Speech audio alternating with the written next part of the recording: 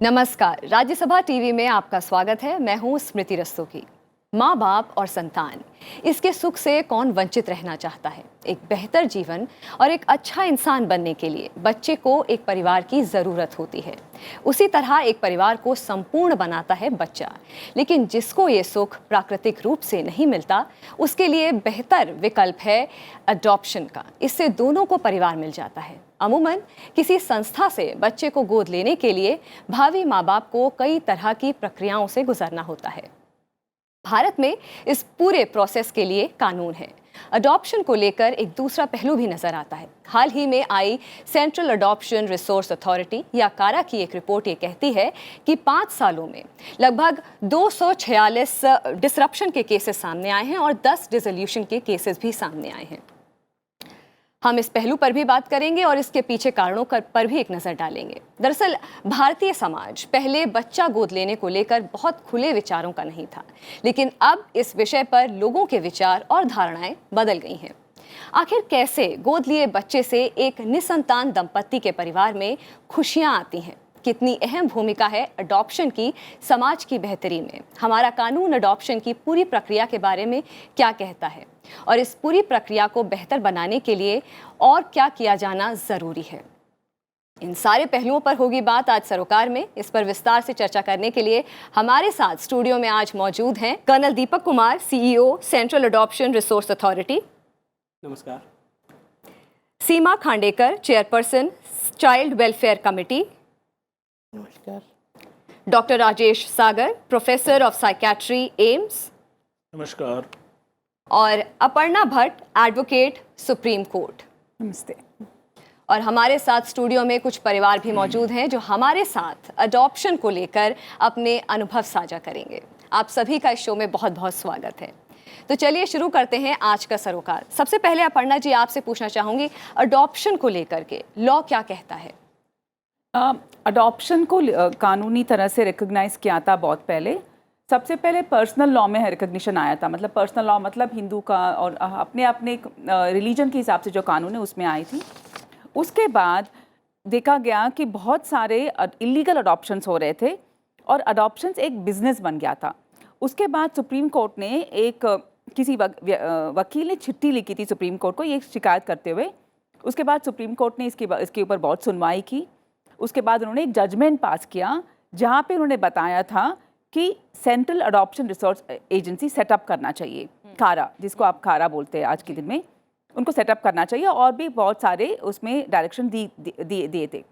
Over the period of time, जब से judgement आया है, कारा बनी, उसके बाद आज के दिन तक कारा में बहुत सारे सुधारें आई है, जहाँ पे उन्होंने देखा है कि अडॉप्शन में एक तो सबसे पहले अडॉप्शन की ज़रूरत क्या है, अडॉप्शन में क्या क्या अड़चन प्रॉब्लम्स होती है, और पेरेंट्स के प्रॉब्लम, प्रोस्पेक्टिव पेरेंट्स मतलब जो अडॉप्शन करने वाले वो पेरेंट्स को क्या प्रॉब्लम होती है, बच्चे के हित में क्या है, वो सब देख के उन्होंने अडॉप्शन रेगुलेशन में काफ़ी सुधार लाए हैं। और 2017 का लेटेस्ट रेगुलेशन है वो आज के दिन में हमारे कानून में चालू है। वो जुवेनाइल जस्टिस के कानून के अंदर लाया गया है। ये जुवेनाइल जस्टिस कानून के अंदर लाया था 2000 में। उसके बाद और भी उसको स्ट्रेंथन किया है और बहुत सारे जो कानूनी ऑफिसर है उन सबका रोल अभी डिफाइन किया गया है। कानून दो तरह से देखते हैं।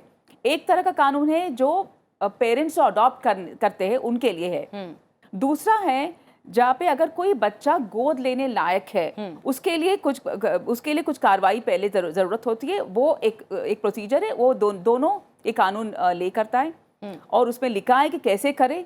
और सबसे पहले क्या होता है, अगर कोई बच्चा जिसको हम बोलते हैं कानून में child in need of care and protection, अगर उसमें आ जाते हैं, उस बच्चे को पहले child welfare committee legally free for adoption करना चाहिए। तो उसके लिए कुछ प्रोसेसेस है जहाँ पे वो पहले कोशिश करेंगे कि बच्चे का अपना बायोलॉजिकल माँ बाप कहाँ पे है। कुछ केसेस में ऐसा होता है कि बच्चे को किसी ने अपनी मर्जी से सरेंडर करते हैं, जिसको रेलिंक्विश बोलते हैं, वो कर लिया तो कोई बात नहीं। अगर मान लो कोई बच्चा आपको मिल गया और उसका माँ बाप की पता नहीं है, उस टाइम पे सीडब्ल्यूसी की जिम्मेदारी बनती है पहले कोशिश करे कि ये बच्चे का असली माँ बाप कहाँ पे है। कोशिश के बाद अगर फिर भी नहीं मिलते हैं, फिर they declare the child legally free for adoption. उसके बाद वो बच्चा अडॉप्शन का जो पूल है जहाँ पे बाकी बच्चे भी है उसमें आते हैं और उसके बाद बच्चे को प्रोस्पेक्टिव अडॉप्टिव पेरेंट, जिसको हम पैप बोलते हैं, वो जो पहले से कारा में रजिस्टर किए हुए होते, उनके साथ मुलाकात होती है। वो मुलाकात कैसे होगी, मेरे ख्याल में सीईओ ज़्यादा बहुत अच्छे से बोल पाएंगे, मैं मोटा मोटा कानून के हिसाब से बोल रही हूँ।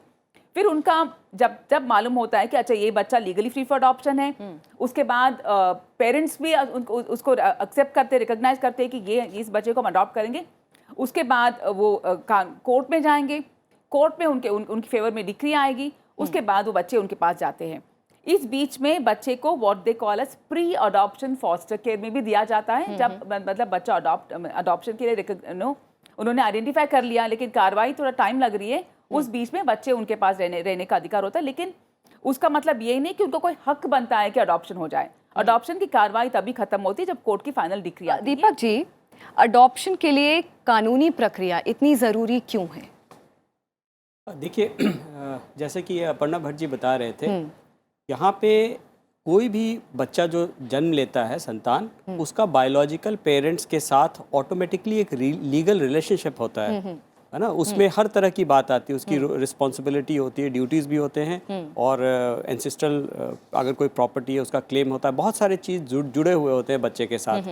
तो आप अगर उस बच्चे को पहले बायोलॉजिकल पेरेंट्स से वो सारे राइट्स और रिस्पॉन्सिबिलिटीज़ तोड़ के किसी और को दे रहे हैं, तो ये प्रक्रिया पूरा करना बहुत ही अनिवार्य है। तो इसमें दो चीज़ होता है, पहले तो आप एक जो है ब्रेक करते हैं आप रिलेशनशिप को, बिल्कुल, जैसा उसको चाइल्ड वेलफेयर कमिटी, अभी हमारे साथ सीमा खांडेकर जी बैठी हैं, ये चेयरपर्सन है चाइल्ड वेलफेयर कमिटी की। तो ये मेन इशू जो breaking of the relationship of biological families, मतलब बच्चे का पेरेंट्स के साथ, वो डिसाइड करती है चाइल्ड वेलफेयर कमेटी। इसकी भी पूरी डिटेल प्रोसीजर है, उसमें हम पुलिस को इन्फॉर्म करते हैं, इतला करते हैं, उनका परिवार ढूंढने की कोशिश होती है, पेपर में एडवर्टीजमेंट होती है, पुलिस की पोर्टल है ट्रैक चाइल्ड, उसमें भी देते हैं, क्योंकि कई बार हो सकता है बच्चा गुम के आ जाए, हो सकता है ट्रैफिक होके आ जाए, उनके बायोलॉजिकल पेरेंट्स ढूंढ रहे हों। तो ये प्रक्रिया पूरा करना, उसमें डिस्ट्रिक्ट चाइल्ड के प्रोटेक्शन यूनिट है हर जिले के स्तर पे, वो एक सोशल इन्वेस्टिगेशन करता है, उसका रिपोर्ट तैयार करता है। ये सारा होने के बाद तब चाइल्ड वेलफेयर कमेटी के पास जाती है। चाइल्ड वेलफेयर कमेटी जो है ये सारा चीज देख के ही बच्चे को लीगली फ्री डिक्लेयर करता है। तो ये पहला स्टेप तो करना बहुत ही अनिवार्य है।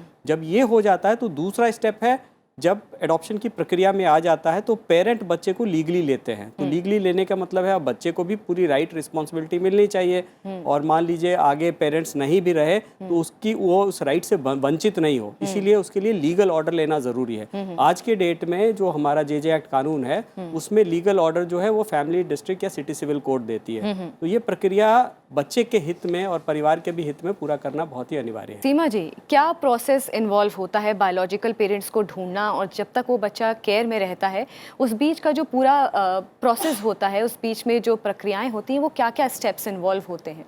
देखिए, एक्ट में इसके बारे में बहुत क्लियरली हिदायत दी गई है, और दो सेट ऑफ चिल्ड्रन हैं, एक तो 0 to 2 years और दूसरा है 2 years एंड अबव।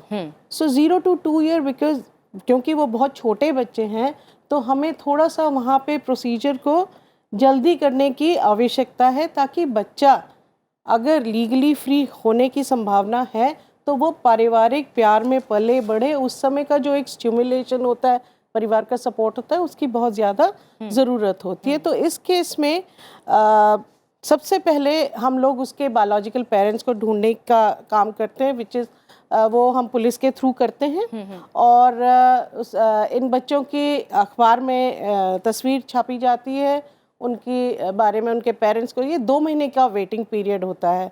और अगर कोई छोटा बच्चा अपने आप उसको परित्याग करने आते हैं, जिसे रिलिंक्विशमेंट बोलते हैं, तो उस केस में भी उस परिवार को अपने जो उन्होंने निर्णय लिया है उसके ऊपर दोबारा विचार करने के लिए 2 महीने का समय, 60 दिन का समय दिया जाता है। तो इन सारी प्रक्रियाओं को ध्यान में रखते हुए ही चाइल्ड वेलफेयर कमेटी एक बच्चे को लीगली फ्री करती है, जिसमें कि डिस्ट्रिक्ट चाइल्ड प्रोटेक्शन ऑफिसर की तरफ से भी हमारे को एक रिपोर्ट आती है। और जो बड़े बच्चे हैं उनके केस में दूरदर्शन में भी उनकी तस्वीर दिखाई जाती है, अखबार में, और उनके केस में हमें 4 महीने का हमें इंतज़ार करना पड़ता है। और कुछ बच्चे ऐसे होते हैं जो कि अनसेफ कंडीशन में छोड़े हुए पाए जाते हैं, और उनके केस में भी हम लोगों को पुलिस कई बार एक मुकदमा दायर करते हैं अननोन व्यक्ति के खिलाफ आईपीसी के तहत 317 उसकी धारा है। उसमें भी अब एक्ट के में एक प्रावधान है कि अगर पुलिस की तरफ से नॉन ट्रेसेबल रिपोर्ट हमें 2 महीने तक नहीं मिलती है तो हम उसको यह समझ लें कि वो रिपोर्ट मिल चुकी है और बच्चे को और ज़्यादा देर तक ना रुकवाएं लीगली फ्री करने के लिए। लेकिन इसके बावजूद भी चाइल्ड वेलफेयर कमेटी पूरी सोच विचार करने के बाद ही बच्चे को लीगली फ्री करते हैं, बिकॉज ये सारे नियम कानून तो हैं पर कई बार उनको अपना विवेक भी इस्तेमाल करना पड़ता है कि हो सकता है किसी बच्चे की माँ अपने ओरिजिनल डॉक्यूमेंट्स नहीं ला पाई, मैच नहीं हो पाया, पुलिस वालों से ये खबर आती है कि वो आई थी। तो कुछ केसेस हैं जिसमें कि हम लोग इस निर्णय को थोड़ी देर के लिए और रोक लेते हैं और कोशिश करते हैं कि उसके जो नेचुरल फैमिली है वो ढूंढी जा और सके। अगर सीमा जी ऐसा हुआ कि डॉक्यूमेंट्स नहीं मिले, पेरेंट्स का किसी तरीके से लीगली एस्टैब्लिश नहीं हो पा रहा, तो उस केस में क्या होता है? उस केस में भी बहुत सारी प्रक्रियाएं हैं। हम देखिए कोई भी इंसान समाज में अकेला तो नहीं रहता है, बिल्कुल। फिर उसकी एक सोशल इन्वेस्टिगेशन रिपोर्ट होगी। अगर वो औरत ओरिजिनली या महिला या परिवार कपल किसी और राज्य का है तो हमारे जो डिस्ट्रिक्ट चाइल्ड प्रोटेक्शन यूनिट है हम उनसे बोलेंगे कि कॉरेस्पॉन्डिंग स्टेट या डिस्ट्रिक्ट से उसकी एक इन्वेस्टिगेशन रिपोर्ट लाएं, गांव के मुखिया की रिपोर्ट आएगी और अगर मामला आगे बढ़ता है तो of course DNA testing is there definitely. Rajesh, ये आपसे पूछना चाहूँगी कि काउंसलिंग एक बहुत अहम भूमिका निभाता है इस अडॉप्शन की पूरी प्रोसेस में, क्योंकि माता पिता भी अलग बैकग्राउंड से आते हैं और जो अडॉप्टेड चाइल्ड होता है वो भी एक अलग बैकग्राउंड से आता है। तो दोनों को सेम बोर्ड पे लाने के लिए कि कंपैटिबिलिटी बढ़े, अडेप्टेबिलिटी दोनों की एक साथ बढ़े, तो काउंसलिंग बहुत अहम प्रोसेस है। नहीं, बिल्कुल सही कहा आपने, और काउंसलिंग का रोल बहुत ज़्यादा है। और जैसे आप चर्चा कर रहे थे डिसरप्शन डिसोल्यूशन की, तो काफ़ी हद तक ये देखा गया है कि वो कैसे प्रिपेयर हुए पेरेंट्स। देखिए, इसमें ये मानना होगा कि आप ये समझिए कि पेरेंट्स के लिए भी इम्पॉर्टेंट है वो प्रक्रिया जो है, और एक बच्चे के लिए भी इम्पॉर्टेंट है, बिकॉज और ये ऐसी काउंसलिंग है जहाँ पे आपको पेरेंट की भी काउंसलिंग करनी है और बच्चे को भी समझना है, अगर वो थोड़ा समझदार है तो, कि वो कैसे एडजस्ट करे। तो ये देखा गया है कि, और हालांकि होता है, अभी चर्चा करेंगे, जैसे कारा में जैसे कोई भी हम अडॉप्शन करते हैं तो उसमें कैसा होम एनवायरनमेंट है, पूरी रिपोर्ट होती है, और उनके फैमिली में कैसे पेरेंट्स किस तरह से हैं, उनको कोई मानसिक परेशानी तो नहीं है या और कोई प्रॉब्लम तो नहीं है। तो इन सब की पूरी जांच होना बहुत ज़रूरी है। वो इसलिए देखा जाता है कि वो कैसे कॉम्पैटिबिलिटी हो, क्योंकि एक नया मेहमान आया है। और ये भी मानना ज़रूरी है कि ये देखा गया है वर्ल्ड ओवर कि जो बच्चे जो अडॉप्टेड होते हैं उनको मानसिक परेशानियां as compare to other children ज़्यादा होती हैं, लेकिन उसके भी कारण हैं। कारण ये है, कुछ पेरेंट जो हैं सेंसिटिव ज़्यादा होते हैं। जैसे नॉर्मली आपका बच्चा मान लीजिए शरारतें कर रहा है या कहना नहीं मान रहा, तो आप हो सकता है उसको इग्नोर कर दें, लेकिन वर्ल्ड ओवर ये माना गया है क्योंकि आप ओवर सेंसिटिव हैं तो हो सकता है आपकी जो कंसल्टेशन है या आप जो है ज़्यादा आप करते हैं। और लेकिन इसका मतलब ये नहीं है, ये जो जितने भी रिसर्च हुई है वो ये कहता है कि हो सकता है कुछ में हकीकत हो कि थोड़ा सा ज़्यादा प्रॉब्लम हो, क्योंकि ये भी समझना ज़रूरी है कि ये सब बच्चे किस तरह से आए हैं। वो भी एक एडवर्सिटी के थ्रू हैं और एक उनको ट्रॉमा है, वो भी जानते हैं। मतलब उनको जब पता लगता है कि मेरे पेरेंट्स बायोलॉजिकल अलग हैं और ये अडॉप्टेड पेरेंट है, तो ये समझना है कि, और कई बार उसको बड़े नेगेटिव रूप से दिखाया जाता है, जो है जैसे फिल्मों में भी या कहीं पे भी आसपास, जहाँ पे एक बच्चा नॉर्मल है और एक अडॉप्टेड है तो उसको उस नज़रिए से देखते हैं। तो और ये भी इम्पॉर्टेंट है समाज को समझना कि ये सब बराबर हैं और उनको कोई ऐसा डिस्क्रिमिनेशन ना हो। तो ये सब जब चीज़ें हैं तो उसमें फिर काउंसलिंग का रोल बहुत इंपॉर्टेंट हो जाता है। काउंसलिंग में हम क्या करते हैं, हम समझने की कोशिश करते हैं और उसका कोपिंग मैकेनिज्म को बढ़ाने की कोशिश करते हैं। कहने का मतलब उसको स्ट्रेंथ को हम देखते हैं कैसे है और कैसे एज ए बफर की तरह काम करे। ये एक प्रक्रिया है, बहुत इंपॉर्टेंट है और ये होना चाहिए। और अगर आपको डिसरप्शंस कम करने हैं या कोई प्रॉब्लम कम करनी है तो जितना अच्छी काउंसलिंग होगी पहले प्री अडॉप्शन का जो है, तो उसमें उतना ही सक्सेस ज़्यादा होगा, उसमें ही उतना ही जो है फैमिली, बच्चा या आपका जो है पेरेंट्स जो हैं उतने ही सक्षम होंगे उसको समझने के लिए। जैसे कोई बच्चा है जब वो बड़ा होता है तो उसे लगता है मैं सर्च करता है अपने रूट्स को, कोशिश करता है, वो क्यों करेगा? करता है जब उसे लगता है कि कुछ डिस्ट्रप्शन हो रहा है या कोई परेशानी हो रही है, घर से वो प्यार प्रॉपर या वो तरीके उस से तरीके से काउंसलिंग केयर नहीं नहीं हुई मिल पा है, रही। तो बिल्कुल। अगर आउटकम अच्छा करना है आपको कोई भी अडॉप्शन प्रोसेस का, तो काउंसलिंग का रोल बहुत इंपॉर्टेंट है। जी। और ये काउंसलिंग प्रॉपर तरीके से होनी चाहिए, हम ये कहते हैं। और एक जितनी अच्छी आपकी काउंसलिंग होगी, और हम ये कहते हैं कि काउंसलिंग सिर्फ एक बार नहीं होनी चाहिए, मतलब ये वो एक time to प्रोसेस है। time process हाँ, हो- एक हाँ, उसका बिल्कुल। रिव्यू भी होना चाहिए। कहीं कोई बच्चों को अगर कोई प्रॉब्लम है तो उसको भी देखना जरूरी है, क्योंकि थोड़ा सा रिस्क में होते हैं बिकॉज ऑफ ऑल दिस जी सर्कमस्टांसेस। दीपक जी, आपसे पूछूंगी कि अडॉप्शन के लिए पेरेंट्स की जो एलिजिबिलिटी और सूटेबिलिटी होती है वो कैसे निश्चित की जाती है? जिस परिवार में हम बच्चे को प्लेस करने जा रहे हैं उस पे जो फैमिली है, जो पेरेंट्स है प्रोस्पेक्टिव, उनकी एलिजिबिलिटी और सूटेबिलिटी हम अच्छे तरीके से जांचें। उसके लिए एक पूरी प्रक्रिया हमने बनाया। जैसे पेरेंट रजिस्टर करते हैं, जो नियरेस्ट एडॉप्शन एजेंसी हैं, और अगर नहीं है तो district child care protection unit है, वहाँ पे हर ज़िले में सोशल वर्कर्स होते हैं। तो ये सोशल वर्कर्स जो हैं ये विजिट करते हैं उस फैमिली को और वहाँ एक असेसमेंट करते हैं। तो बेसिक एलिजिबिलिटी जो दिया हुआ है कि कुछ कॉम्पोजिट एज है, जैसे अगर माता पिता का उम्र बहुत ज़्यादा है तो हम उन्हें छोटा बच्चे नहीं देते हैं, तो ये सारा डिटेल जो हमारे रेगुलेशंस में डिफाइंड है। 90 साल से कम कॉम्पोजिट एज होता है हस्बैंड वाइफ का, तभी सबसे है ना न्यू बॉर्न बच्चा या 4 साल से छोटा बच्चा देते हैं। तो ये सब कुछ मुख्य जो एलिजिबिलिटी क्राइटेरिया है वो तो हमने डिफाइन कर दिया है। वो जो है डॉक्यूमेंट्स और इन सब से वेरीफाई कर लेते हैं सोशल वर्कर। बट जो सूटेबिलिटी असेसमेंट होता है कि उनकी मानसिकता कैसी है, क्या वो प्रिपेयर्ड हैं, उनका घर में सेटअप कैसा है, एक्सटेंडेड फैमिली मेम्बर कैसे हैं, है ना, उनकी सोर्स ऑफ इनकम क्या है, ये सारी चीज़ें जो है ये सूटेबिलिटी के अंदर आता है। ये होम स्टडी में असेसमेंट के थ्रू हम निर्धारित करते हैं। और फिर वो जो सोशल वर्कर है या जो एजेंसी है वो हमारे पोर्टल केयरिंग्स है, जिसमें एप्लीकेशन लोग अपने फाइल करते हैं एडॉप्शन के लिए, उसी में अपलोड करते हैं। तो इस तरीके से हम एलिजिबिलिटी और सूटेबिलिटी नापते हैं। दीपक जी, ऐसे मेडिकल भी एक जैसे कि होता होगा कि एनालिसिस करना कि मेडिकली फिट हैं कि नहीं हैं पेरेंट्स एक बच्चे को अडॉप्ट करने के लिए और उसकी केयर करने के लिए, ऐसा भी कोई प्रोसेस है? जैसे कि कुछ मेडिकली में मेंटल भी इश्यूज आ सकते हैं कि गुस्सा ज़्यादा आना, या किसी ऐसी तरीके की फिजिकली फिट हैं, कोई दिक्कत तो नहीं है, कोई बीमारी तो नहीं है, केयर कर सकते हैं? देखिए, हमने अपने रेगुलेशंस में ये तो ज़रूर स्टिपुलेट किया है कि जो फैमिली अडॉप्टिव फैमिली हैं वो कोई इस तरह का सीरियस मेडिकल इश्यूज उनको नहीं होना चाहिए। But there are families who may be having some lifestyle diseases, may be like blood pressure, diabetes and all, those we can not discount. But otherwise जो नॉर्मल मेडिकल है उसकी प्रक्रिया है।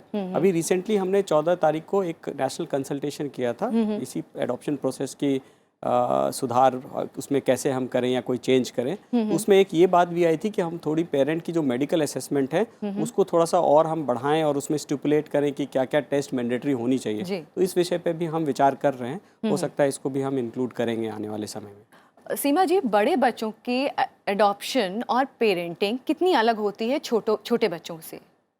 देखिए, पेरेंटिंग हर बच्चे की स्पेशली अडॉप्टेड बच्चों की थोड़ी ज़्यादा चैलेंजिंग होती है, बिकॉज लाइक डॉक्टर सागर ने बहुत सही तरीके से बताया कि थोड़े से लोग ओवरली सेंसिटिव होते हैं, लेकिन मुश्किलें जो आती हैं उनको ओवरकम किया जा सकता है through preparedness at both ends, दोनों तरफ से अगर उनकी अच्छी तैयारी की जा सके। नहीं तो बच्चे का जो एडजस्टमेंट है, सामंजस्य है अपने अडॉप्टिव पेरेंट्स के साथ, वो थोड़ा सा ठीक से बैठ नहीं पाता है। और कई केसेस में ऐसी परिस्थिति जब आती है तो प्रॉपर काउंसलिंग, एक दूसरे को समझना और समझाने के द्वारा उसमें हम लोगों को उसमें सक्सेस मिली है। और थोड़ी सी हैंड होल्डिंग, जैसे कि अडॉप्टिव पेरेंट्स ग्रुप्स होते हैं, अगर ऐसी स्थिति में कोई परिवार है जिसे कुछ अड़चनें आ रही हैं तो लोग अपने एक्सपीरियंस शेयर करते हैं, एक हैंड होल्डिंग उनको मिल जाती है, एक दूसरे का सपोर्ट मिल जाता है, तो वो अपना रास्ता पार कर लेते हैं। हर शहर में ऐसा देखा गया है कि अडॉप्टिव पेरेंट्स के सपोर्ट ग्रुप्स हैं, और वो अब तो सोशल मीडिया इतना एक्टिव है कि लोगों के फेसबुक ग्रुप्स हैं और इस प्रकार की लोग हैं जो कि एक दूसरे की मदद करने के लिए तत्पर हैं। कहीं पे एक बॉन्डिंग हो जाती है, अडॉप्टिव पेरेंट्स की एक कॉमरेडरी हो जाती है, जिसकी वजह से साथ चलते हैं और अपने बच्चों का अच्छे से पालन पोषण करते हैं। इसमें बच्चों को समझना बहुत ज़रूरी है। प्री अडॉप्शन काउंसलिंग है बच्चों की और पेरेंट्स की बहुत ज़रूरी है, और क्योंकि एक्ट बच्चों के हित को सर्वोपरि रखने के लिए बना है, तो हम इसमें हर बच्चे के लिए एक उत्तम परिवार ढूंढ रहे हैं। हम परिवारों के लिए उत्तम बच्चा नहीं ढूंढ रहे हैं। तो इस बात को ध्यान रखते हुए परिवारों को थोड़ा सा तैयार ज़्यादा करने की ज़रूरत है। अपर्णा जी, अक्सर देखा गया है कि ये जो अडॉप्शन का प्रोसेस है एक थोड़ा लंबा होता है। रजिस्ट्रेशन और अडॉप्शन, इसके बीच में अगर हम बात करें तो अक्सर ये चीज़ सामने आई है कि वक्त ज़्यादा लगता है। इस पूरी अडॉप्शन प्रोसेस में लगभग कितना वक्त लगता है, अगर ज़्यादा से ज़्यादा कम से कम? अगर कम से कम माना जाए, मैं मिनिमम बता सकती हूँ, मिनिमम अगर सब कुछ सही से हो जाए, मिनिमम कम से कम 1 साल तो मिनिमम लगेगा। बहुत ही कम केसेस है जो 1 साल में ख़त्म होता है। सबसे पहले हमारी जैसे हमारी जानकारी है और कारा की वेबसाइट में भी है, डेटा अवेलेबल है। बच्चे हमारे देश में बहुत है जिनको अच्छे परिवार और केयर की ज़रूरत है, लेकिन अडॉप्शंस जो है वो लगभग 4000 के आसपास, उसके नीचे ही होता है हर साल। इसका मतलब ये भी है कि अडॉप्शन करने वाले पेरेंट्स बहुत लोग हैं जो काफ़ी वेट करते हैं। जैसे मान लो अगर आज मैंने फैसला किया कि मुझे अडॉप्ट करना है, मेरे परिवार को अडॉप्ट करना है, और हमने रजिस्टर किया, और हमारी जो कार्रवाई अगर मतलब मेरे हिसाब से, पेरेंट्स के हिसाब से आज के दिन शुरू हो गई क्योंकि मैंने रजिस्टर कर लिया, लेकिन पहला बच्चा उनको जो दिखाया जाएगा कि आप अवेलेबल है, वो तो काफ़ी दिन के बाद होता है। तो इन दैट प्रोसेस वो अगर मान लो आज के दिन में मैं एलिजिबल हूँ छोटे बच्चे का, और मैंने अप्लाई किया छोटे बच्चे का, लेकिन जब तक मेरे पास बच्चा दिखाई दिया जाए और जब तक अडॉप्शन की प्रोसेस खत्म हो जाएगी, I think I may not be eligible for that small child anymore, because specially threshold में जो होते हैं ना, उनकी बात कर रही हूँ। And but on the other hand, ये प्रोसेस जो हमने अभी बताया, हम सबने जो बताया, बहुत ज़रूरी है। उसके बगैर अडॉप्शन को जल्दबाजी में करना, I think it's detrimental to the child. जैसे मैम ने बहुत सही से बताया, दिस इज फॉर द बच्चा। हम बच्चे के लिए घर ढूंढ रहे हैं, उल्टा नहीं, घर के लिए बच्चा नहीं ढूंढ रहा है। सो अगर बच्चे के लिए घर ढूंढ रहे हैं, वो जो घर ढूंढ रहे हैं, it must be satisfactory in all aspects, ताकि बच्चा दोबारा सिस्टम में वापस ना आए। उसके लिए देखना पड़ेगा। उसके लिए ये देखना जरूरी है कि पेरेंट्स कितने तैयार है। एक्चुअली ये इस पे एक लीगल प्रोसेस नहीं है जितना इमोशनल प्रोसेस है, और उनका मेंटल हेल्थ प्रोसेस है, और उनका इंफ्रास्ट्रक्चर का प्रोसेस क्या है। This is all important and this is a time consuming thing. जैसे प्रोसीजर में एक होम स्टडी करना है। मतलब होम स्टडी का मतलब क्या है? बेसिकली एक सोशल वर्कर जो ट्रेन्ड है, वो परिवार में जाएंगे, पेरेंट्स से मिलेंगे, उनसे बातचीत करेंगे और असेस करेंगे कि ये लोग जो अडॉप्ट करना चाहते हैं वो अडॉप्शन करने की स्थिति में है कि नहीं, are they really fit for adoption. No, adoption कर लिया उसके बाद हम बच्चा वापस नहीं चाहते, दिस टेक्स टाइम। और मेरी एक अपनी एक्सपीरियंस में बताती हूँ कि जब बहुत सारे लोग मेरे पास आते हैं, उन्होंने रजिस्टर करने के बाद बहुत द होल प्रोसेस, जैसे सोशल होम स्टडी करने के लिए कभी कभी और 5-6 महीने लग जाते हैं, but that time is required for them. On the other hand, बच्चे की तरफ से अगर बोलेंगे, जैसे मान लो कि earliest child can be declared unless वो पेरेंट्स, हमको मालूम है कि वो कुछ क्लेमेंट है ही नहीं, but that happens in very rare cases. Earliest जब बच्चा we can TWC can declare it free for adoption, तो 3 महीना अप्रॉक्सीमेटली तब तक हो ही गया होगा। एंड आप 3 महीने से आप टाइम लगा लो करीब 8-9 महीने मिनिमम की बात कर रही हूँ, this is in extreme cases. तो and also in cases where legal process are followed. Illegal adoptions बहुत होते हैं, उसको हम लोग नहीं मान रहे कि अडॉप्शन वो तो इलीगल है, तो इलीगल है ही, वो अडॉप्शन कभी माना नहीं जाएगा। तो ये मैं 3 महीने से till the child turns about 1 year में देख रही हूँ। उस बीच में बच्चे में भी काफी डेवलपमेंट आ जाते हैं। अगर मान लो कोई बच्चे को CWC has declared them legally free for adoption when the child is 3 years old, बहुत होते हैं 3 साल में legally free for adoption declare कर लिया, लेकिन उसका मतलब ये है कि अगले दिन उनको परिवार मिल जाएगा। That process is also quite cumbersome. इस बीच पे the child has many other requirements and child is growing.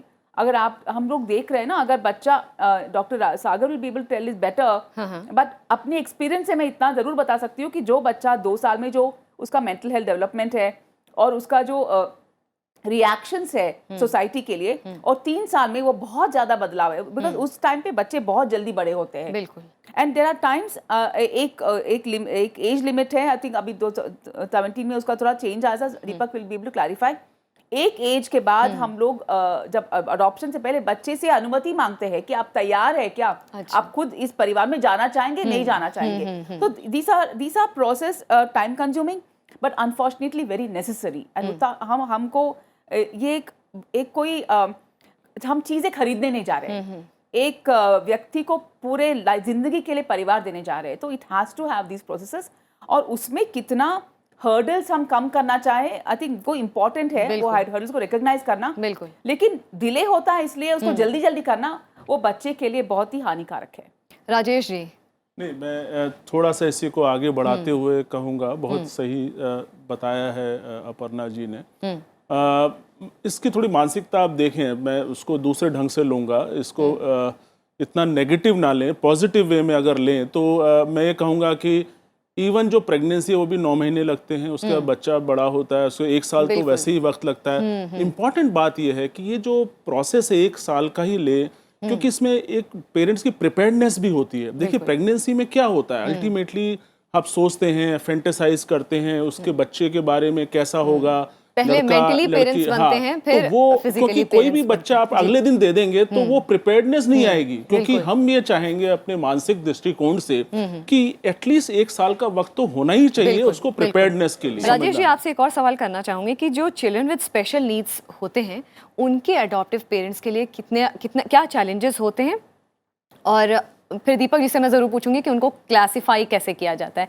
तो पहले राजेश जी आप बताइए कि क्या चैलेंजेस होते हैं चिल्ड्रन विद स्पेशल। सबसे अच्छी चीज़, मतलब मैं बताऊं क्योंकि मैं खुद जुड़ा हुआ था कारा के साथ, तो बहुत अच्छा ये लगा कि चिल्ड्रन विद स्पेशल नीड भी अडॉप्ट होते हैं, और काफ़ी उसमें प्रोविज़न है और काफ़ी रिलैक्स प्रोविज़न है, और बहुत अच्छी बात है कि पेरेंट्स जो हैं वो अडॉप्ट करते हैं ऐसे बच्चे। और क्योंकि अल्टीमेटली जैसे बिल्कुल सही कहा, it all has to be child centric ultimately, कि बच्चे के लिए, और खासकर एक बच्चा जिसकी स्पेशल नीड है, हम कैसे उसको अच्छा परिवार दे सके। परिवार से बड़ी कोई चीज़ नहीं है उसको डेवलपमेंट के लिए, चाहे आप कितने हॉस्पिटल चले जाइए, कहीं भी चले जाइए, कितने भी डॉक्टर, लेकिन परिवार जो है बहुत अहम है उसको समझने के लिए और आगे उसकी ग्रोथ एंड डेवलपमेंट के लिए। तो चिल्ड्रन विद स्पेशल नीड वो है जिसमें जो हम बहुत कुछ कर सकते हैं उनके लिए। इसके बाद मैं ऑडियंस का रिएक्शन लूंगी, कैसे क्लासिफाई करते हैं पेरेंट्स को इस केस में। देखिए हमारे पास रेगुलेशन में हमने एक शेड्यूल दिया हुआ है, शेड्यूल 3 और शेड्यूल 2 है। उसमें हमने एक तो कुछ अनिवार्य मैंडेटरी टेस्ट हर बच्चे के लिए किया हुआ है, जैसे HIV का है, और भी कई सारे जो जितनी भी मैंडेटरी टेस्ट होती है वो अनिवार्य टेस्ट जो है अडॉप्शन एजेंसी को करना होता है। वो करने के बाद अगर बच्चे में कोई इस तरह की मेडिकल कंडीशन पाई जाती है जो कि long term health perspective effect हो, या उसको सही में कोई परमानेंट स्पेशल ना उसकी रिक्वायरमेंट हो, तो ऐसे बच्चे के लिए भी हमने एक शेड्यूल 14 में लिखा हुआ कि अगर ये कंडीशन होता है तो हम उसको एडॉप्शन के लिए स्पेशल नीड मानेंगे। तो वो कोई ज़रूरी नहीं है कि वो द चाइल्ड में be having a permanent special need, but for adoption अगर कोई लॉन्ग टर्म भी अगर किसी को केयर या उस तरह की स्पेशल रिक्वायरमेंट है बच्चे की, तो हम क्योंकि हर परिवार उस तरह से उसका उठाने के लिए सक्षम नहीं होता है, तो हम उसको क्लासिफाई करते हैं। तो ये जो है ये सारा असेसमेंट तो ऑन ग्राउंड जो मेडिकल या डॉक्टर जो है मेडिकल एग्जामिनेशन रिपोर्ट बनाते हैं वो करते हैं, और जो नॉर्मल बच्चे होते हैं वो तो एजेंसी क्लासिफाई कर देता है, हम उसको एक्सेप्ट कर लेते हैं। बट जो बच्चे को एजेंसी स्पेशल नीड डिक्लेयर करते हैं तो हम उसका रिव्यू एक बार कारा में यहाँ करते हैं before we allowing that child to be placed as special need, क्योंकि हम नहीं चाहते हैं कि कोई नॉर्मल बच्चा भी कोई लैक्सिटी से उसको स्पेशल नीड डिक्लेयर कर दे और वो फैमिली उसके लिए ढूंढना मुश्किल हो जाए हमारे लिए। तो वो हम यहाँ पे देखते हैं।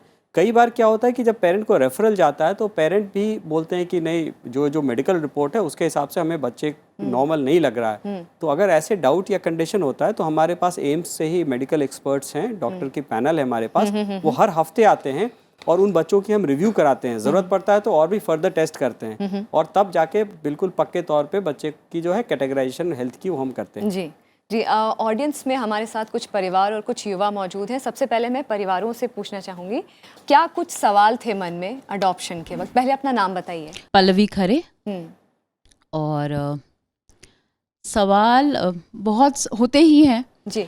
एक तो वेरी फैक्ट कि आप you start thinking about adoption, वो ही एक बहुत बड़ा कदम होता है to think on these lines. आपस में सलाह मशवरा करके, शायद थोड़ी सी कहीं हेजिटेशन भी थी, but then to bring you know prepare yourself mentally, उसके लिए शायद अपने दोस्तों से, जो शायद हमारे कुछ दोस्त काउंसलर्स भी हैं actually, that helped us a lot कि किस तरह से और लाइक क्या करें, मतलब हाउ टू स्टार्ट। रजिस्ट्रेशन हो गया, बट अगर यू नो बेबी को अगर मान लो रेफरेंस हो गया, उसके बाद अब क्या करें? बिकॉज शायद जो बायोलॉजिकल उससे होता है वो बड़ा ऑर्गेनिक एक प्रोसेस होता है, एंड इसमें it was suddenly like you know you hit the ground running. So उसमें जो हमारे काउंसलर दोस्त थे, उन्होंने हमें काफ़ी ज़्यादा मदद करी कि क्या आपको सोचना है, कैसे देखना है, how to go about it. But it was a long drawn process, difficult भी था, but with something which has panned out now very beautifully. Adoption के बाद लाइफ, जिंदगी कितनी बदल गई है? कितना कुछ परिवार कंप्लीट लगने लग गया है? कैसा अंदर से फीलिंग आती है कि अब हम संपूर्ण हैं? नमस्कार, मेरा नाम लेफ्टिनेंट कर्नल आशीष खरे है। मेरी वाइफ पल्लवी ने अपने एक्सपीरियंस आप सबके साथ शेयर करे। एक सी चेंज जो बोलते हैं वो आपकी लाइफ में आता है, और मेरे ख्याल से उससे बड़ा चेंज उस बच्चे की लाइफ में भी आता है, क्योंकि इंस्टीट्यूशनल केयर और होम केयर में काफ़ी फ़र्क है। एंड जैसे बात कर रहे थे, नीड्स की हम बात कर रहे थे, तो वो नीड्स हमें समझनी है पहले, एडॉप्शन से पहले, और क्या हम वो नीड्स को पूरा कर सकते हैं, ये एक बहुत बड़ा सवाल है। तो जो वेटिंग पीरियड की कुछ लोगों ने जो बात करी है अभी, वो बहुत ही ज़रूरी है। वो समय हमें देता है सोचने का वक्त कि क्या ज़रूरतें हैं उस बच्चे के लिए, और क्या ज़रूरतें मेरे पास हैं जो मैं पूरी कर सकता हूँ। तो ये दोनों चीज़ों को साथ मिला के हमें आगे बढ़ना चाहिए। और आज हमारे एडॉप्शन को 1 साल हो गया है ऑलमोस्ट, एंड मैं ये बोलना चाहूँगा, आज अगर मैं यहाँ नहीं आता तो ये चीज़ मेरे माइंड में आती ही नहीं है कि वेदर वो बायोलॉजिकल चाइल्ड है या अडॉप्टेड किड है। इनफैक्ट हमारी शादी को 10 से 11 साल हुए। सो बहुत अच्छा हुआ कि we had a delayed child. उसने एक हमें अच्छा पेरेंट बनने का मौका दिया और बेहतर पेरेंट बनने का मौका दिया।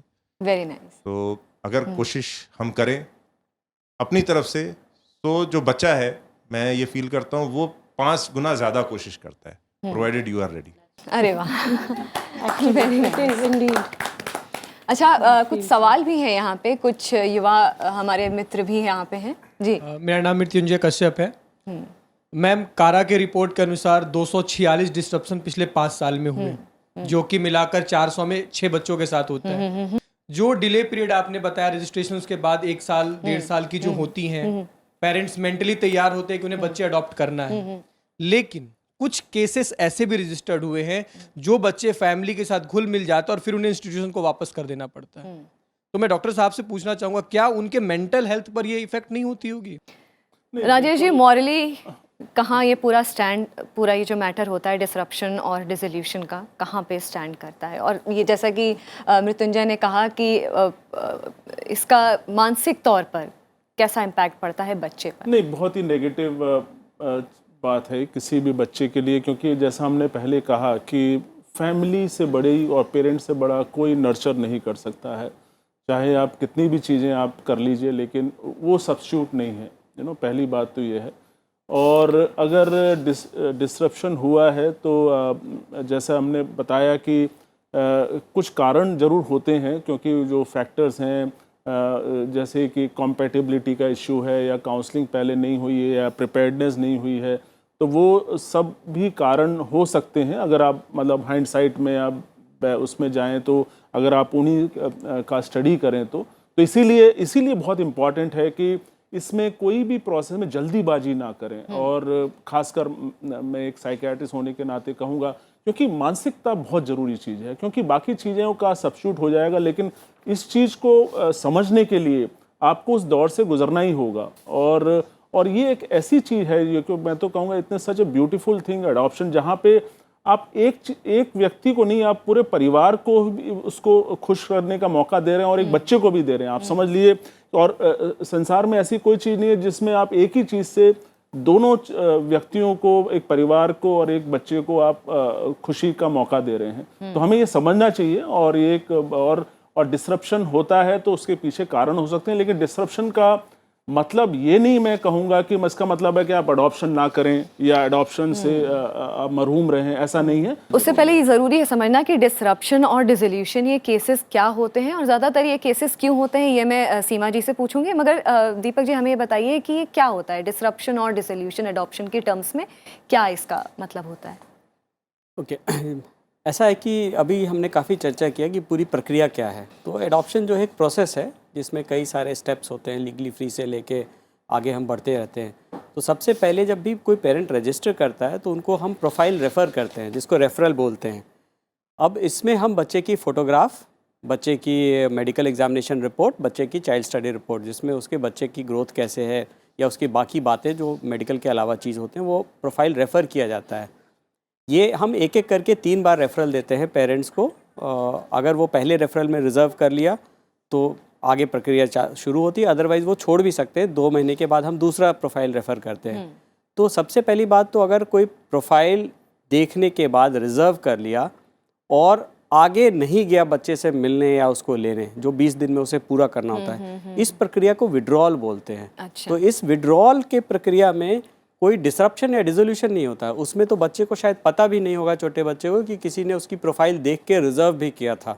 तो वो एक बेसिकली ये एक इन्फॉर्म्ड डिसीजन जो है पेरेंट्स को लेने के लिए हम ये मौका देते हैं। तो वो बिल्कुल वो बच्चे के लिए डेट्रीमेंटल वो नहीं है। तो ये कुछ मीडिया में आपने देखा होगा रिपोर्ट्स में 1100 की भी जो खबर आई थी वो गलत थी बिल्कुल, क्योंकि ये 1100 also included the figure where parents did not proceed ahead, जिन्होंने विड्रॉल किया हुआ था, जो कि डिसरप्शन या डिसोल्यूशन नहीं है। तो पहले हम इसको समझना चाहेंगे कि जो 1100 का रिपोर्ट है जिसमें विड्रॉल के फिगर्स भी दिए हुए हैं जो बहुत हाई दिखा रहे हैं, वो गलत है। तो एक्चुअली जो डिसरप्शन होता है, डिसरप्शन वो होता है कि जब पेरेंट एजेंसी में गया, बच्चे से मिला, उसकी मैचिंग हुई एडॉप्शन कमेटी द्वारा, उसने पेरेंट ने फिर बच्चे को एक्सेप्ट किया, एक्सेप्ट करने के बाद एक प्री एडॉप्शन फॉस्टर केयर की डीड बनती है। जब तक वो कोर्ट में लीगल प्रक्रिया कंप्लीट नहीं हो, वो बच्चे को घर इमीडिएटली लेके जा सकते हैं मैचिंग और एक्सेप्टेंस के बाद। तो ये जो pre adoption foster care deed बनाने के बाद बच्चे को जब वो घर लेके जाते हैं और उस समय बच्चे का जुड़ाव शुरू हो जाता है, बच्चा और पेरेंट में, फैमिली में मिलने लगते हैं। बट इस दौरान जब तक उसकी लीगल प्रक्रिया पूरी कंप्लीट नहीं होती है, कई पेरेंट कई कारणवश बच्चे को वापस उनके साथ चाहे तो एडजस्टमेंट नहीं हो पाता है, मे बी मेडिकल इशू उनको लगता है कि वो हैंडल नहीं कर पाएंगे, या और भी कई एक्सटेंडेड फैमिली मेम्बर एक्सेप्ट नहीं करते हैं। कितने बार बच्चा ही अगर थोड़ा बड़ा होता है तो वो पेरेंट्स के प्यार देने के बावजूद भी वो चाहता नहीं है कि वहाँ पे रहे, क्योंकि उसका एक्सटेंडेड केयर गिवर्स जो हैं उनसे ज़्यादा लगाव हो चुका होता है, या उनका एक्सटेंडेड फ्रेंड्स होते हैं चाइल्ड केयर इंस्टीट्यूशन में। तो कई बार बच्चा भी होता है कारण, क्योंकि वो अच्छे से प्रिपेयर्ड नहीं है तो भी वो रहना नहीं चाहता, तो ऐसे केसेस में बच्चे वापस आ जाते हैं। तो इस प्रोसेस को डिसरप्शन बोलते हैं। और डिसोल्यूशन जो है वो प्रोसेस होता है जब लीगल सारी प्रक्रिया खत्म हो गई, कोर्ट का ऑर्डर आ गए, बच्चा लीगली पेरेंट का हो गया, उसके बाद भी, जो कि काफ़ी लंबे समय के बाद होता है, ऐसे केसेस में थोड़ी जटिल हो जाती है। उसमें एक्चुअली सेम कोर्ट में जाके पेरेंट को इसको एनल कराना पड़ता है एडॉप्शन ऑर्डर को, तो जो कि और भी ज़्यादा डेट्रीमेंटल है। तो इसको डिसोल्यूशन बोलता है। ये पिछले 5 वर्ष में मेरे ख्याल से 10 हुए हैं, वो बहुत बड़ी फिगर नहीं है। जी सीमा जी, कभी कभी ये देखा गया है कि अडॉप्शन के बाद बच्चा अडल्ट हो गया, बड़ा हो गया, तब जा कर के उसकी अपने माँ बाप से नहीं बनी। कई ऐसे केसेस भी होते हैं, बच्चा हो गया अपने पेरेंट्स के साथ, जो अडॉप्टिव पेरेंट्स हैं उनके साथ नहीं बनी। तो ऐसे पूरे केस में क्या चैलेंजेस होते हैं माँ बाप के लिए भी और बच्चे के लिए भी, और काउंसलिंग कितनी ज़रूरी होती है? जैसे कि हम बात कर रहे थे, हर वक्त मतलब 6 महीने पे, साल भर में काउंसलिंग ऐसे केसेस में होने बहुत ज़रूरी होता है। देखिए, एडल्ट होने पे माँ बाप से नहीं बनी, ज़रूरी नहीं है कि दत्तक ग्रहण किए गए बच्चे ही ऐसा करते हैं। अपने नेचुरल बच्चे भी ऐसा कर सकते हैं, और इसमें अडॉप्शन को कारण ना माना जाए, क्योंकि वो बच्चा सारी बचपन से लेके बड़े होने तक उनके साथ रहा है। हो सकता है उनके कुछ इश्यूज हों। इसमें बड़ा मुद्दा ये हो सकता है कि उस बच्चे को शायद यह समय पर नहीं बताया गया कि उसको गोद लिया गया था, बच्चे को ये डिस्क्लोज करना फैक्ट कि वो गोद लिया गया था बहुत ज़रूरी है। अगर इस बात को छुपाया जाएगा तो बच्चे को अगर बड़े होकर ये बात बताई जाएगी तो उस मामले में आप सही कह रही हैं कि दिक्कत आ सकती है। बच्चे को लगेगा अगर इन्होंने मेरी ज़िंदगी का सबसे बड़ा सच मुझे नहीं बताया तो शायद इन्होंने मेरे साथ कई झूठ बोले, वहाँ पे दिक्कत आती है। और ऐसी स्थिति में बहुत सारे बच्चे रूट सर्च करते हैं, जो कि अपने ओरिजिन को खोजते हैं या अपने जैविक माता पिता को ढूंढने की कोशिश करते हैं। और अब एक सर्टेन एज है, शायद 18 वर्ष के बच्चे अपना रूट सर्च शुरू कर सकते हैं, उसको कारा के थ्रू जाके, और वो पता कर सकते हैं। क्योंकि अब अडॉप्शन भी हमारे देश में जो अडॉप्शन की प्रक्रिया है वो भी इवॉल्व हो रही है। जो बच्चे आज से 20-30 साल पहले अडॉप्ट हुए थे, बड़े हो गए हैं और वो इस स्थिति में हैं कि वो रूट सर्च अगर करना चाहें तो कर सकते हैं। लेकिन कई केसेस में हमारे पास रिकॉर्ड्स नहीं है। तब हमने रूट सर्च के बारे में इतनी गहराई से नहीं सोचा था, लेकिन अब जो अडॉप्शंस हो रहे हैं उसमें स्पेशली मैं बताऊं, being chairperson of child welfare committee, हम लोग रूट सर्च को मद्देनज़र रखते हुए जो रिलिंक्विशिंग मदर है उसकी जो काउंसलिंग रिपोर्ट है, जो काउंसिल करते हैं हम उसको, उसमें हम ये एलिमेंट्स डालते हैं। क्या पहले उनको जानकारी देते हैं कि आपके बच्चे को गोद दिया जा सकता है देश में, विदेश में। क्या वह अपने बच्चे से बड़े होने पे अगर वो ढूंढने आए तो कोई संबंध रखना चाहेंगी या नहीं रखना चाहेंगी, उनकी पसंद नापसंद, खाना, ये कुछ डिटेल्स हैं कि अगर वो संबंध नहीं भी रखना चाहेंगे और कोई बच्चा रूट सर्च करते हुए उस रिपोर्ट को पढ़ता है तो कहीं पे एक छवि बना सकता है अपनी माँ की, और कहीं पे वो सेटिस्फैक्शन उसको मिल सकता है। अपर्णा जी, अडॉप्टेड चाइल्ड के क्या लीगल राइट्स होते हैं? वही राइट्स है जो बायोलॉजिकल चाइल्ड को है, कोई उसमें कोई अंतर नहीं है। और इसमें रेगुलरली सुधार आई है। एक बहुत सारी इश्यूज थी पहले, कुछ साल पहले ये बात हुई थी कि यू नो उनको LTC में वगैरह में they could not take benefit and all that. I think आज के दिन में जो भी राइट्स बायोलॉजिकल चाइल्ड को है वो अडॉप्टेड चाइल्ड को भी है। रिलेटिव्स में अडॉप्शन को लेकर के क्या प्रोसेस होता है? रिलेटिव्स में आपस में जो ब्लड रिलेशंस में होते हैं, जैसे मान लो एक कपल की शादी हुई थी, they had a child and divorce हुआ and one parent got custody of the child and the other parent has जो भी राइट्स उनका जो है बेसिकली एक पेरेंट को कस्टडी मिली है। इन सच टाइम अगर उसकी दूसरी शादी हुई then that person the step parent can also adopt this child. वो एक बट उसके लिए कुछ नो ऑब्जेक्शन होना चाहिए बायोलॉजिकल पेरेंट का, वो सब लेके they can adopt. Under Hindu adoption and maintenance act ये पहले से था अडॉप्शन प्रोसेस, उसमें भी अडॉप्शन कर सकते थे। रिलेटिव अडॉप्शन उसी में मेनली उसी में रिकॉग्नाइज करते हैं under Hindu adoption and maintenance act. उसमें भी आप गोद ले सकते हैं। उसको भी कारा गाइडलाइन से एक तरह से लेजिटिमाइज किया है और एक यूनिफॉर्मिटी लाने की कोशिश किया है। 2015 से जो कानून आया, उससे पहले जो कानून था उसमें इसमें कुछ डिस्पैरिटी था। हामा के केसेस को JJ एक्ट के अंदर कैसे लाना चाहिए, उसका यूनिफॉर्मिटी क्या है, उसके लिए लेके काफ़ी कन्फ्यूजन्स था। 2015 में जब एक्ट आया उसके बाद जो गाइडलाइंस आए उसमें भी उन्होंने यूनिफॉर्मिटी लाई है। प्रोसीजर वही है जो दूसरा जो है, except that in this case जो होल प्रोसेस जो है जो CWC में जाना है, पहले रेलिंक्विश करो, सरेंडर करो, उसमें कुछ आपको उनको बेनिफिट मिल जाते हैं। बट जो प्रोसेस है, ये अडॉप्शन जो हो रहा है वो अडॉप्शन के लिए हो रहा है या कुछ और मतलब है उनका। फॉर एग्जाम्पल अगर मान लो कोई हमारी रिश्तेदार विदेश में है और हम उसको विदेश भेजना चाहते हैं, इसलिए अडॉप्शन के माध्यम में भेजना चाहते हैं, उसका इंक्वायरी जो होती है वो कारा में होती है एंड वहाँ पे काफी एक्सपर्ट्स होते हैं जो उसका पेपर्स वो रिव्यू करते हैं, उसके बाद वो अडॉप्शन को सर्टिफाई करते हैं। राजेश जी, जब रिलेटिव्स में ये अडॉप्शन का प्रोसेस होता है तो इमोशनली कितना चैलेंजिंग होता है बच्चे के लिए और पेरेंट्स के लिए? देखिए, ये बहुत इम्पॉर्टेंट बात है और क्योंकि ये थोड़ा सा इसलिए है इसको समझना कि बच्चे को मालूम है कि मेरे पेरेंट्स वो हैं, यू नो, जो बायोलॉजिकल और अडॉप्टेड पेरेंट्स ये हैं, तो वो और उसके विसिनिटी में ही है और मतलब वो जानता है ये मेरे। तो जैसे हम चर्चा कर रहे थे कि कोई भी बिहेवियर का जैसे माँ बाप में और बच्चे में कोई इशू हो गया तो उन्हें बच्चे को कहीं लगे कि मैं अडॉप्टेड हूँ, क्योंकि वो चीज़ उसके आने लगती है क्योंकि मेरे बायोलॉजिकल पेरेंट्स तो ये हैं। तो ये एक थोड़ा सा चैलेंजिंग इशू बन जाता है क्योंकि वहाँ पे उसे पता है कि मेरे बायोलॉजिकल पेरेंट्स ये हैं, तो उसे एक मन में द्वंद्व हो सकता है और थोड़ा, लेकिन कई लोग इससे बाहर आ जाते हैं, उन्हें पता है मेरा पेरेंट्स जो हैं जिन्होंने मुझे अडॉप्ट किया वो ये हैं, बायोलॉजिकली हैं, तो कभी कभी क्योंकि आपस में कोई द्वंद्व हो जाए तो कुछ इस तरह का कन्फ्यूजन या कॉन्फ्लिक्ट हो सकता है।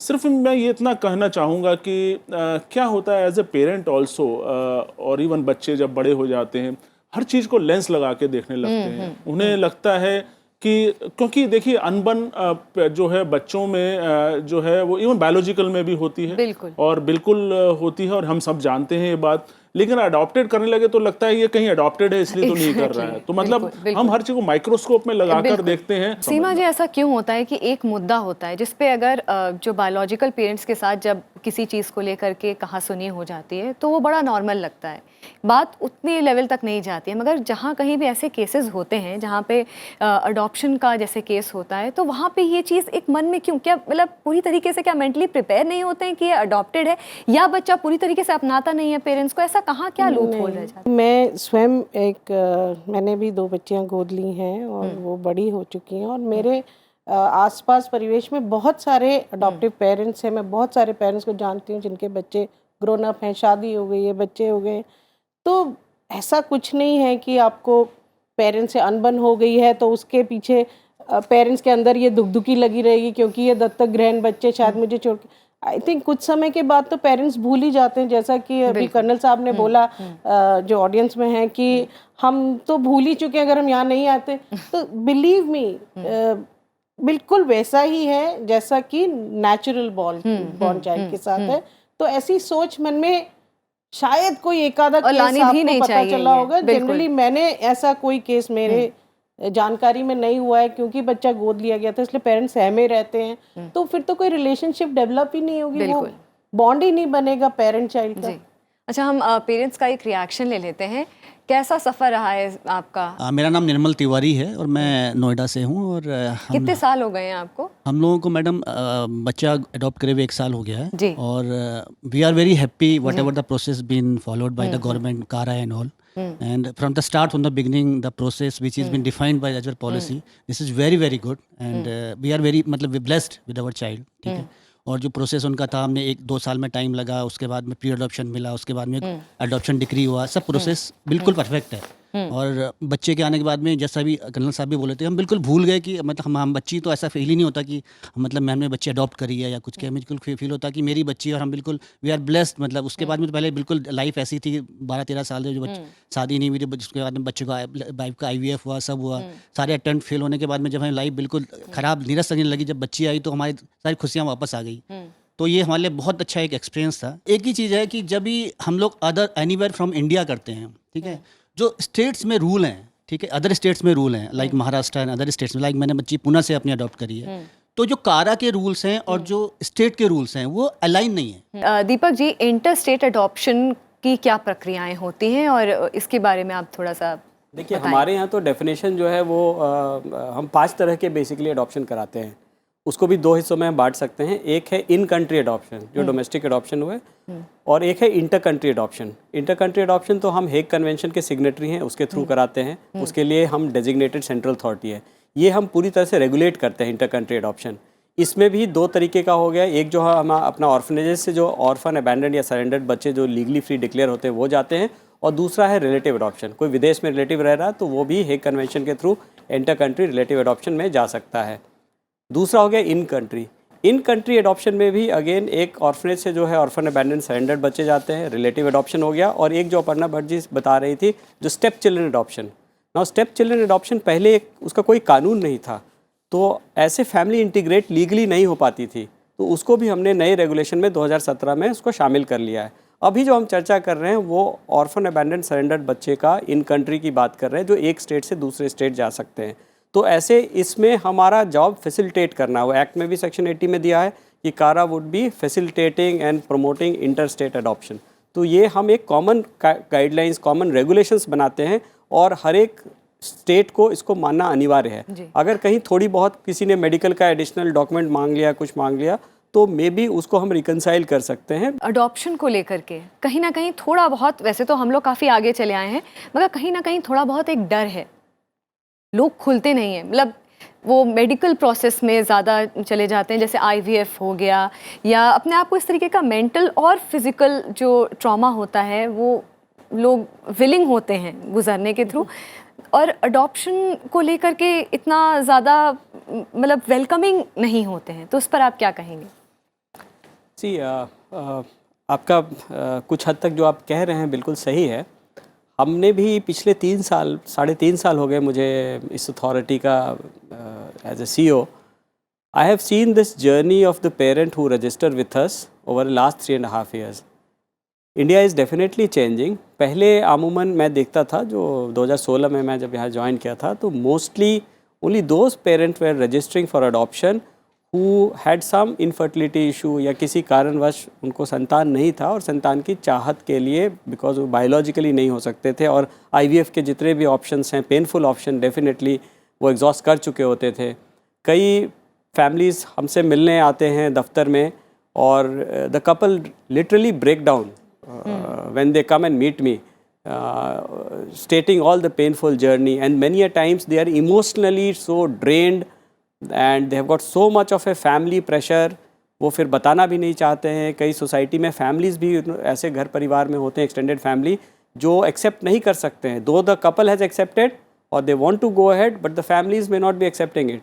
तो हमने ऐसे कई परिवार देखे हैं जो बड़े मुश्किल से किसी तरह से अपना फैमिली क्रिएट करना चाह रहे हैं, and may be they are trying to hide if they have exhausted all option. But 2016 के बाद से जैसे जैसे जर्नी बढ़ा है, अब मैंने कई पेरेंट्स ऐसे देखे हैं who are absolutely open about it. They have got one biological child and they are wanting now to complete the family by adopting the second child. जी जी। हमारे यहाँ स्कूल्स में पहले बच्चे जाते थे तो अडॉप्टेड बच्चे छुपाते थे या उनको बड़ा अजीब सा महसूस करते थे, दूसरे बच्चे भी में भी कुछ कभी स्नाइड रिमार्क्स देते थे, बट धीरे धीरे I think with advocacy and this societal change, yes we have to bring it in a positive, it's an alternate method to complete family. Seema ji, जागरूकता पैदा करने की बहुत ज़्यादा ज़रूरत है, क्योंकि हमारे ऊपर सोशल प्रेशर इतना होता है, खुद का बच्चा नहीं बताना, बच्चा गोद ले रहे हैं, दूसरे शहर में जाके गोद लिया, फिर घर बदल ले, ये सारी चीज़ें होती हैं, सुनने में आता है। और जो इनफर्टिलिटी का ट्रीटमेंट कराते कराते उनके ऊपर जो साइकोलॉजिकली वो इफ़ेक्ट होते हैं, वो एक तरफ तो वो इतने, जैसे कर्नल साहब ने बोला कि लोग भरे हुए आते हैं और रो पड़ते हैं। तो हमें एक जागरूकता पैदा करनी है कि परिवार पूरा करने के लिए गोद लेने की प्रक्रिया एक अच्छा समाधान है, और आप इसके द्वारा अपने परिवार को पूरा कर सकते हैं। और इसके बारे में लोगों को समाज में एक चेंज लाने की ज़रूरत है। मैं तो कहूँगी कि टेक्स्ट बुक्स में अब ये हो गया कि जब when you talk about a family picture, तो अब पुराना नहीं है कि दादा दादी चाचा चाची और माँ बाप वाला पूरा नहीं है, अब तो सिंगल पेरेंट फैमिली।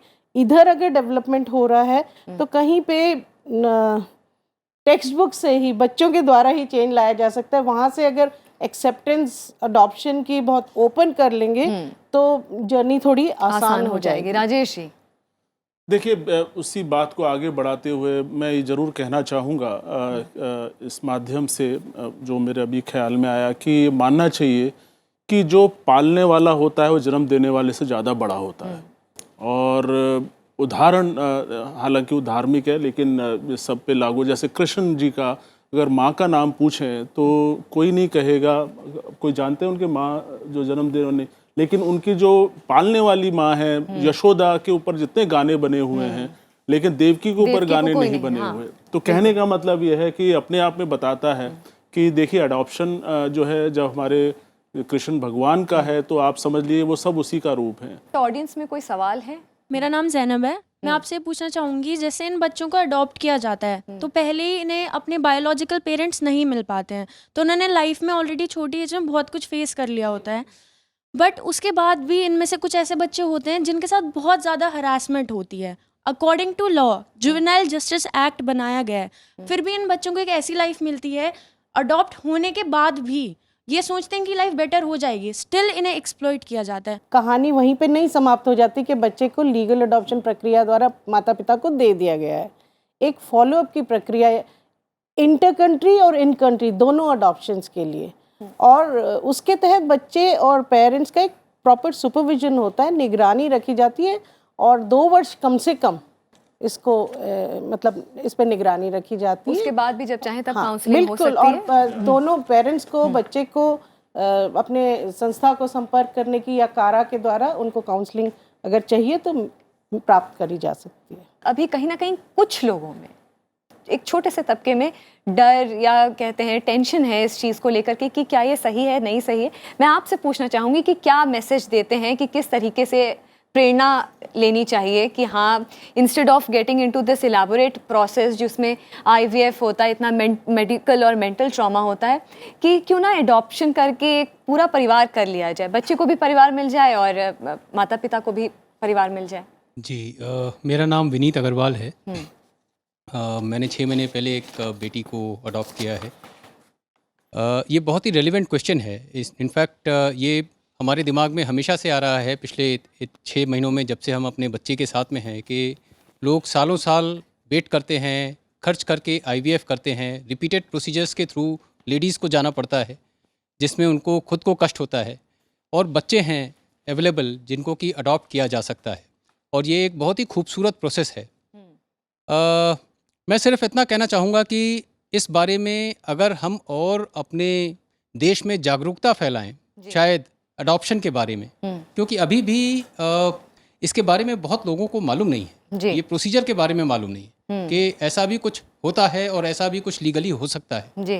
तो अगर हम थोड़ी और जागरूकता फैलाने की छोटी छोटी जगहों में, बिल्कुल बिल्कुल तो शायद बच्चों को सरेंडर करना भी आसान हो सकेगा, बिल्कुल, और अडॉप्शन भी उतना ही आसान हो सकेगा जब लोगों को ये समझ में आएगा कि बच्चे एक बहुत ही अच्छे तरीके से केयर किए जाते हैं जब वो किसी एक फॉस्टर केयर होम में होते हैं। बिल्कुल बिल्कुल बिल्कुल, तो ये बहुत towards अच्छी that- मैसेज, बिल्कुल जी। बहुत अच्छी मैसेज दी है आपने हम सबको, और मैं आप ऑडियंस का भी धन्यवाद करना चाहूँगी, और यहाँ मौजूद हमारे जो गणमान्य अतिथि हैं उनको भी मैं धन्यवाद कहना चाहूँगी। दीपक जी आप, सीमा जी आप, राजेश जी आप, अपर्णा जी, बहुत बहुत धन्यवाद हमारे शो में आने के लिए। और संतान और माता पिता का सबसे खूबसूरत रिश्ता होता है, चाहे संतान जैविक हो या गोद लिया हो। हम उम्मीद करते हैं कि आज के इस खास प्रोग्राम से अडॉप्शन को लेकर आपका संदेह और चिंताएं दूर हुई होंगी। अगले सप्ताह एक और नए विषय के साथ हम फिर होंगे हाजिर, मुलाकात करेंगे आपसे। तब तक के लिए बस इतना ही। नमस्कार।